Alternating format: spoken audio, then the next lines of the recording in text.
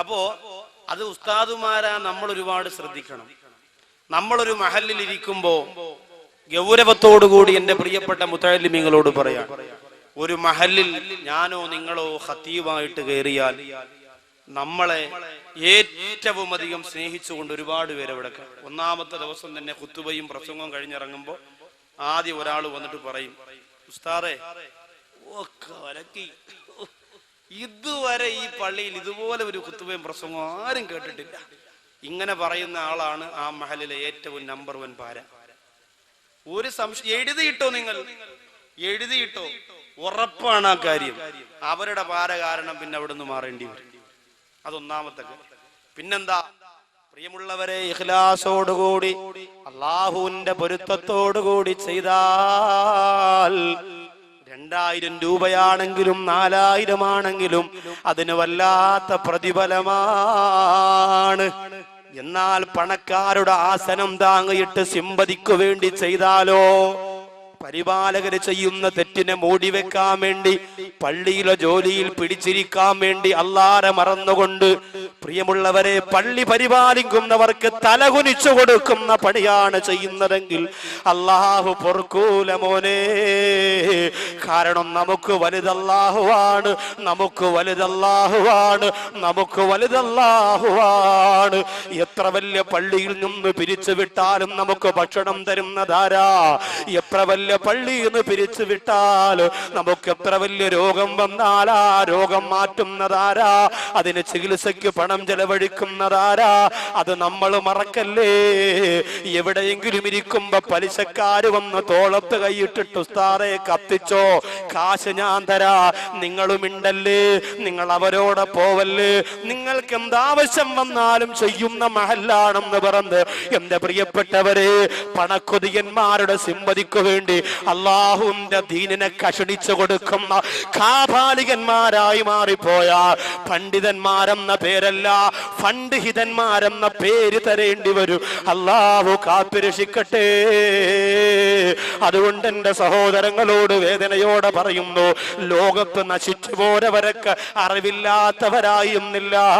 എന്റെ പ്രിയമുള്ളവരെ, നമ്രൂദ് എന്ന് പറയുന്ന സഹോദരന് അറിവില്ലാത്തത് കൊണ്ടല്ല, ഫിർഔന് അറിവില്ലാത്തത് കൊണ്ടല്ല, ശേഖന്നൂരിന് അറിവില്ലാത്തത് കൊണ്ടല്ല, ഇബ്ലീസിന് അറിവില്ലാത്തത് കൊണ്ടല്ല, മലക്കുകളുടെ ഉസ്താദായിരുന്നു ഇബ്ലീസ്. എന്നിട്ടെന്തേ അവസാനം മതപതനത്തിന്റെ പടുങ്കുടിയിലേക്ക് വന്നു വീണു. അതുകൊണ്ട് മൂസാ നബിക്കറിയാ, ഇബ്ലീസ് വാളു പറഞ്ഞു കൊടുക്കാമെന്ന് പറഞ്ഞപ്പോ മൂസാ നബിക്കറിയാം ഇബ്ലീസ് നശിച്ചവനാണെങ്കിലും അറിവുള്ളവനാണ്, നശിച്ചു പോയവനാണെങ്കിലും അറിവുള്ളവൻ. അങ്ങനെ മൂസാ നബിയോട് ഇബ്ലീസ് പറഞ്ഞു, ഞാൻ പറഞ്ഞു തരാൻ നബി, എന്നെ ഉപദ്രവിക്കും. മൂസാ നബിയെ പേടിയാ. കാരണം ഒരൊറ്റയടിക്ക് കിബുത്തി വർഗത്തിൽപ്പെട്ട ഒരാളെ കൊന്നുകളഞ്ഞ ആളാ മൂസാ നബി. നമ്മളെ പോലെ ചക്കളത്തടിയും കൊണ്ട് നടന്നതല്ല. ഒറ്റയടിക്ക് ഒരാൾ കീഞ്ഞു പോയി. പിന്നെ ശ്വാസം ഉണ്ടോന്ന് നോക്കണ്ട, അപ്പോഴേ കൊണ്ടങ്ങ് അടക്കിയാൽ മതി. ഒരേ ഒരു അടി അടിച്ചു, ഒറ്റ അടി അടിച്ചിട്ടുള്ളൂ. ആലോചിച്ച് നോക്കി. ആ മൂസാ നബി അസ്രായിലിനെ പോലും അസ്രായിലിന്റെ ശരീരത്തിലേക്ക് പ്രഹരം വെച്ചു കൊടുത്ത ഒരേ ഒരു പ്രവാചകൻ കലീമുല്ലാഹി മൂസാ നബി അലൈഹിസ്സലാം മാത്രമാണ്. അതുകൊണ്ട് പിന്നെ എങ്ങനെ ഇബ്ലീസ് പേടിക്കാതിരിക്കും? ഇബ്ലീസ് പേടിച്ചപ്പോ ഇബ്ലീസിനോട് മൂസാ നബി അലൈഹിസ്സലാത്തു വസ്സലാം ക്ഷമ കാണിച്ചു. ഇബ്ലീസ് പറഞ്ഞു, മൂസാ നബിയെ, നിങ്ങൾ എന്നെ ഉപദ്രവിച്ചില്ലെങ്കിൽ നിങ്ങൾക്ക് ഞാൻ 3 കാര്യം പറഞ്ഞു തരാം. ഞാനൊരു മനുഷ്യനെ വലയിലാക്കുന്നത് 3 സമയത്താണ്. ഒരു മനുഷ്യനെ ഞാൻ നശിപ്പിക്കുന്നത് 3 സന്ദർഭങ്ങളിലാണ്. ഒരു മനുഷ്യനെ ഞാൻ നരകത്തിലേക്ക് കൊണ്ടുപോകാൻ ഒരുക്കി വെക്കുന്നത് 3 സമയത്താണ് നബിയേ. ആ 3 സന്ദർഭങ്ങളിൽ മനുഷ്യൻ എന്നെ സൂക്ഷിച്ചാൽ, ആ 3 സമയങ്ങളിൽ മനുഷ്യൻ എന്നെ ശ്രദ്ധിച്ചാൽ അവർക്ക് നരകത്തിൽ നിന്ന് രക്ഷപ്പെടാം. ഇബ്ലീസ് ലഅനത്തുല്ലാഹി അലൈഹി പറയുമ്പോ കൊതിയോടെ, ആർത്തിയോടെ, ആവേശത്തോടെ മൂസാ നബി അലൈഹിസ്സലാം ചോദിക്കുന്നു, ആ 3 സമയങ്ങൾ എപ്പോഴാണ്? എന്റെ പ്രിയമുള്ള സഹോദരങ്ങളെ, ഈ തഴവാകുറ്റിപ്പുറത്ത് നുസ്രത്തുൽ അനാം എന്ന പാവപ്പെട്ട സഹോദരങ്ങളുടെ സംഘടനയുടെ 2ാമത് വാർഷികത്തിന്റെ അത് കേൾക്കാൻ വേണ്ടി ഒരുമിച്ച് കൂടിയ എന്റെ പ്രിയപ്പെട്ട സഹോദരങ്ങളെ, ഈ 3 സന്ദർഭത്തിൽ ഞാനും നിങ്ങളെ ഇബ്ലീസിനെ ശ്രദ്ധിക്കണം കേട്ടോ. ഈ 3 സമയത്ത് പിശാചിന്റെ ഇസ്ലാമിന്റെ പിന്തലമുറക്കാരായി മാറാതിരിക്കാ ഞാനും നിങ്ങളും ഗൗരവത്തോടെ പ്രവർത്തിക്കണേ. അതിലൊന്നാമത് എപ്പോഴാന്ന് ചോദിക്കുമ്പോ മൂസാ നബിയോട് പിശാച് പറഞ്ഞു കൊടുക്കുന്നു, നബിയേ, ഒന്ന് കോപം വരുമ്പോഴാണ്, ഒന്ന് ദേഷ്യം വരുമ്പോഴാണ്.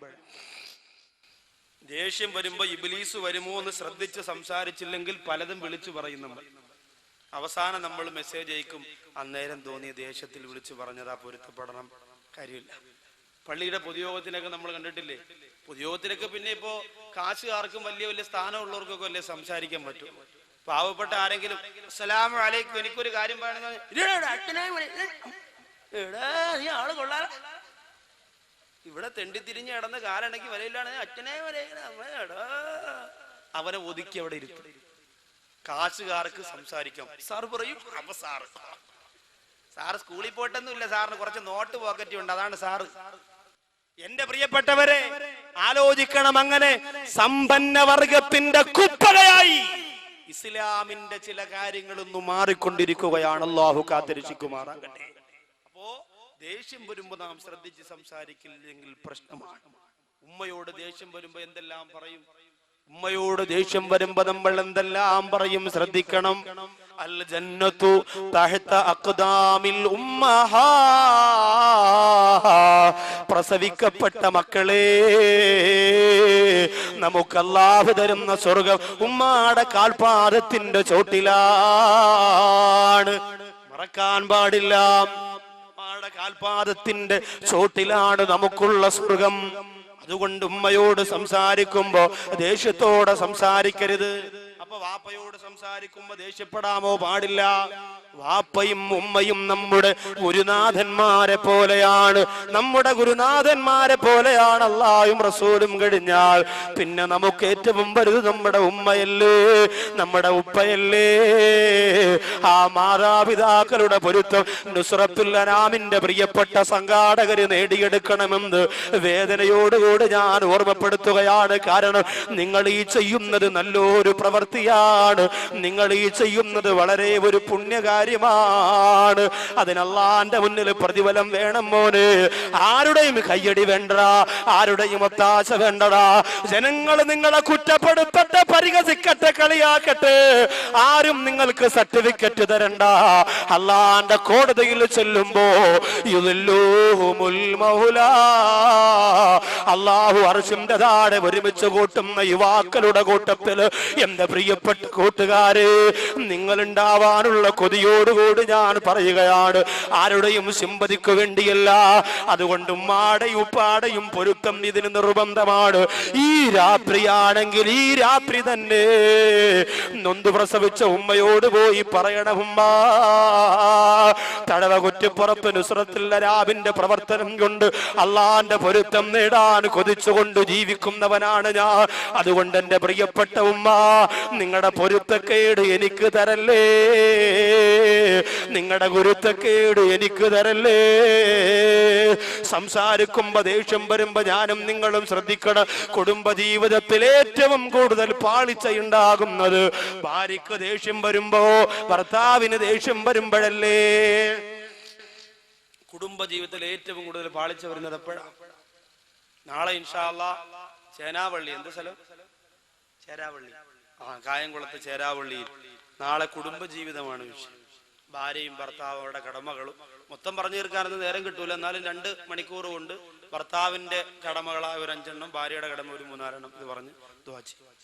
എന്റെ പ്രിയപ്പെട്ടവരെ, കുടുംബ ജീവിതത്തിൽ പോലും പരസ്പരം സഹിക്കാനും ക്ഷമിക്കാനുമുള്ള മനസ്സില്ലാതെ പെട്ടെന്ന് വരുന്ന ദേഷ്യത്തിന്റെ പേരിലാണ് ഒരുപാട് കുടുംബ ജീവിതം തെറ്റിപ്പിരിഞ്ഞു പോകുന്നത്. ഹൈന്ദവ മതത്തിൽ നമ്മുടെ ഒരു സഹോദരൻ ഇവിടെ പ്രവർത്തിക്കുന്നുണ്ടല്ലോ, നുസ്രത്തുൽ അനാമിൽ സുകേഷ്. ഹൈന്ദവരുണ്ടെങ്കിൽ അറിയട്ടെ, ഹൈന്ദവ മതത്തിൽ ഏറ്റവും കൂടുതൽ ദേഷ്യം കൂടിയ ഒരു ദൈവമുണ്ട്. അത് ദൈവം എന്നറിയോ? ഭയങ്കര ദേഷ്യമാണ് ദൈവത്തിൽ. ശിവനാണ്.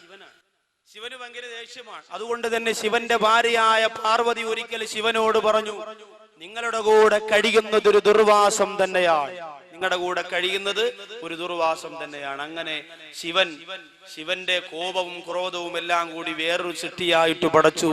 ആ സൃഷ്ടിയുടെ പേരാണ് ദുർവാസാവ് റളിയല്ലാഹു അൻഹു. പറയുന്നത് സഹാബത്തിന്റെ പേരൊന്നുമല്ല, ദുർവാസാവ് എന്ന് പറയും. ഹൈന്ദവ പുരാണങ്ങൾ പരിശോധിച്ചാൽ കാണാം ദുർവാസാവും ശകുന്തളയും തമ്മിൽ ടച്ചാണ്, കമ്പനിയാണ്. പുരാണങ്ങൾ പറയുന്ന കഥയാണ്, അല്ല അവരെ കുറ്റപ്പെടുത്തിയല്ല, അവരുടെ പുരാണത്തിന്റെ കഥയാണ്. ദുർവാസാവും ശകുന്തളയും കന്യാശ്രമത്തിൽ ശകുന്തള അങ്ങനെ ഇരിക്കുമ്പോൾ ദുർവാസാവിനൊരു തീരുമാനമുണ്ട്. ദുർവാസാവ് എവിടെ ചെന്നാലും തന്നെ കാണുന്നവരൊക്കെ എഴുന്നേറ്റ് നിൽക്കണമെന്നാണ് നിയമം. കാണുന്നവരൊക്കെ എഴുന്നേറ്റ് നിന്ന് ബഹുമാനിക്കണമെന്ന്. അങ്ങനെ ശകുന്തളയെ കാണാൻ വേണ്ടി ദുർവാസാവ് വന്നപ്പോൾ ശകുന്തള കന്യാശ്രമത്തിൽ തന്റെ കാമുകനെ കുറിച്ച് ചിന്തിച്ചുകൊണ്ടിരിക്കുകയാണ്. അങ്ങനെ ചിന്തിച്ചുകൊണ്ടിരിക്കുമ്പോൾ ദുഷ്യന്തനെ കുറിച്ചാണ് ചിന്തിച്ചുകൊണ്ടിരിക്കുന്നത്. ആ സമയത്ത് ശകുന്തളയുടെ ദുർവാസാവ് വന്നിട്ട് എഴുന്നേൽക്കാത്തത് കൊണ്ട് ശകുന്തളയുടെ തലയിലേക്ക് കൈവച്ചുകൊണ്ട് ദുർവാസാവ് പറഞ്ഞു, നീ ഇതുവരെ ആരെക്കുറിച്ചാണോ ചിന്തിച്ചുകൊണ്ടിരിക്കുന്നത്, അയാള് നിന്നെയങ്ങു മറന്നു പോകട്ടെ. ശാപം ഏറ്റു. അന്ന് മുതൽ പിന്നെ ദുഷ്യന്തൻ ശകുന്തള ദുഷ്യന്തൻ എത്ര മിസ് കോൾ അടിച്ചിട്ടും പിന്നെ തിരിച്ചു വിളിക്കുന്നില്ല. കമ്പനി അതോടുകൂടി പൊളിഞ്ഞു എന്നാ പുരാണം പറയുന്നത്. ദുഷ്യന്തന്റെയും ഈ ശകുന്തളയുടെയും ബന്ധം ദുർവാസാവിന്റെ ശാപം കൊണ്ട് പൊളിഞ്ഞു പോയതാണത്ര. അപ്പൊ ദേഷ്യം കൂടിയവരെ നമുക്ക് ആർക്കും ഇഷ്ടമല്ല. അല്ലാഹുവിന്റെ ഹബീബ് പറഞ്ഞത് എന്താണ്? ഔസിനി യാ റസൂലല്ലാഹ്, ഔസിനി യാ റസൂലല്ലാഹ്, നബിയേ നല്ലൊരു കാര്യം കൊണ്ട് എന്നോട് വസിയത്ത് ചെയ്യണമെന്ന് പറഞ്ഞുകൊണ്ട് നബി തങ്ങളുടെ മുമ്പ് വന്നപ്പോ അല്ലാഹുവിന്റെ റസൂല് പറഞ്ഞു കൊടുത്തത് എന്താ? ലാ തഗ്ലബ്, ലാ തഗ്ലബ്, ലാ തഗ്ലബ്, നീ കോപിക്കല്ലേ, നീ കോപിക്കല്ലേ. 3 പ്രാവശ്യമാണ് പറഞ്ഞത്. പെട്ടെന്ന് വരുന്ന ദേഷ്യത്തെ പിടിച്ചു നിർത്തണേ.